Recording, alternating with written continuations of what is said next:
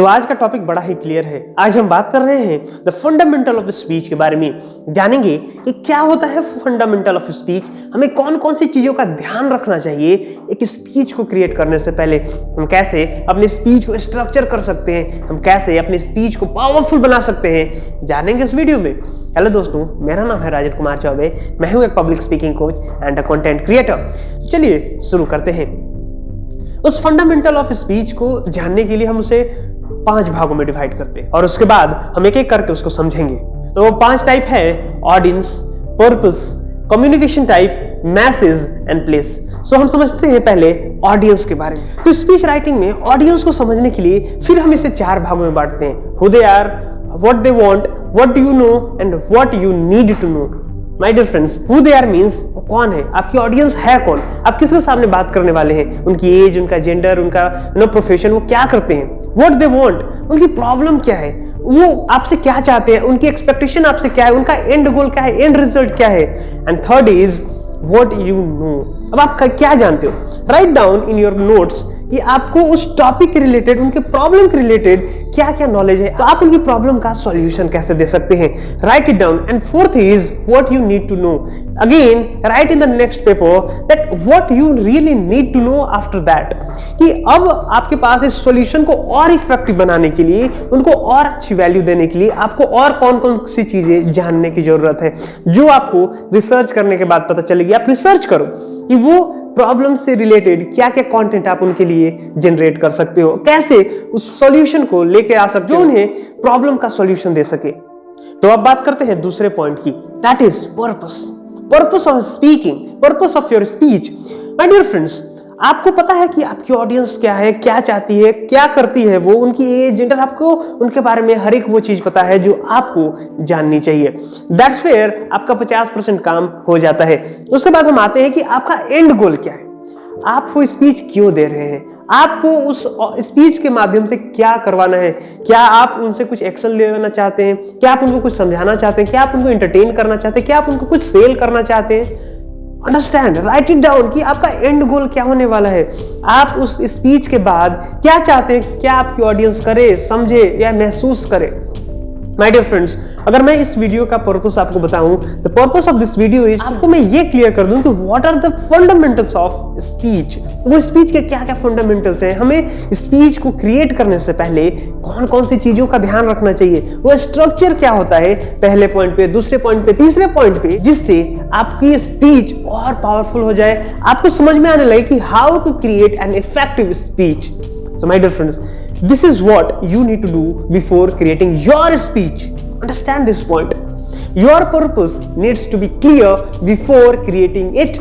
आपका पर्पस बहुत क्लियर होना चाहिए कि आपको करना क्यों है, आप ये स्पीच दे क्यों रहे हो। This is what makes the speech powerful. अब बात करते हैं तीसरे पॉइंट की, type of communication, form of communication जिसको हम बोल सकते हैं। माय डियर फ्रेंड्स, अब आप किस तरीके से बात करेंगे, क्या वो एजुकेशनल कंटेंट आप क्रिएट करेंगे, क्या आप इंफॉर्मेशनल कंटेंट क्रिएट करेंगे, या आप इंटरटेनमेंट कंटेंट क्रिएट करेंगे। आपको ध्यान देना होगा कि मोस्टली हम स्पीच को 3 ही भाग में बांटते हैं: educational, entertainment and informational. So understand कि आप इनमें से किस तरीके से आप अपने कंटेंट को प्रेजेंट करेंगे। या एक और तरीका आप कर सकते हैं कि आप 2 पॉइंट्स को मिक्स कर सकते हैं, जैसे education plus entertainment, that is called edutainment, आप एडुटेनमेंट में जा सकते हैं।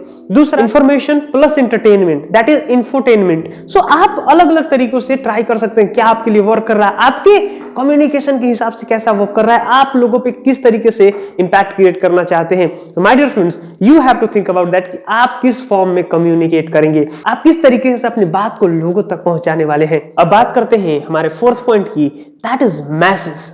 आपका मैसेज क्या है, आप क्या लोगों के साथ कम्युनिकेट करना चाहते हैं, आप क्या लोगों के साथ शेयर करना चाहते हैं, आप लोगों को क्या देना चाहते हैं। माय डियर फ्रेंड्स, इस मैसेज को हम समझने के लिए फिर इसे हम 3 भागों में बांटते हैं। पहला योर मैसेज, दूसरा देयर अंडरस्टैंडिंग लेवल, एंड तीसरा हाउ दे अंडरस्टैंड।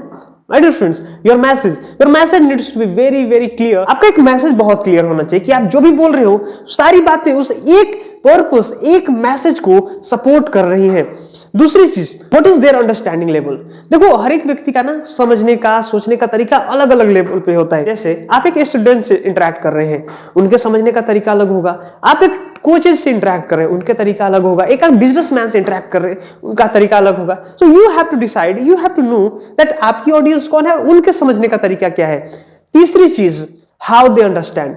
मान लेते हैं आपके समझाने का तरीका कुछ और होगा, लेकिन उनके समझने का तरीका कुछ और हो, तो आपको हमेशा इस बात पे जरूर ध्यान रखना है, क्या वो फैक्ट से समझ रहे हैं, क्या वो स्टोरी से समझ रहे हैं, क्या वो एक्टिविटी से समझ रहे हैं। आपको इन तीनों का मिश्रण करके रखना है। Then only you can make everybody involve in your speech, then only you will be able to make everyone understand and connected with you. Structure your content in a pointer so that they can understand it really well.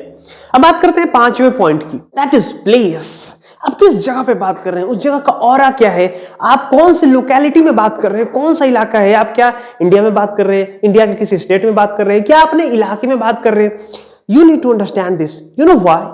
Because जब आप उस जगह से relate कर पाएंगे, जब आप उस जगह की अडैप्ट कर लेंगे अपने शब्दों के माध्यम से, अपने बिहेवियर के माध्यम से, अपने प्रेजेंटेशन के माध्यम से, that's where you will build the connection. That's where you will feel that your audience is connecting with you.